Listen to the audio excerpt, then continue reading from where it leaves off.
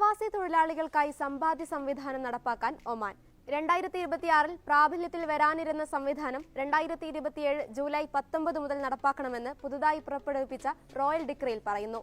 Insure ചെയ്ത പ്രവാസിയുടെ അടിസ്ഥാന വേതനത്തിന്റെ 9% പ്രതിമാസം മാറ്റിവെക്കുന്നതാണ് സേവിംഗ് സിസ്റ്റം.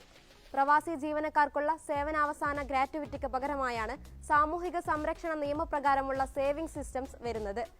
ഒമാനി ഇതര തൊഴിലാളികൾക്ക് ഈ സംവിധാനം നിർബന്ധമാണ്. അടിസ്ഥാന ശമ്പളത്തിന്റെ 9% അവർ നൽകേണ്ടത്. മറ്റ് വ്യവസ്ഥകൾ നടപ്പാക്കാനുള്ള തീയതികളും പുതിയ ഉത്തരവിലൂടെ പരിഷ്കരിച്ചിട്ടുണ്ട്.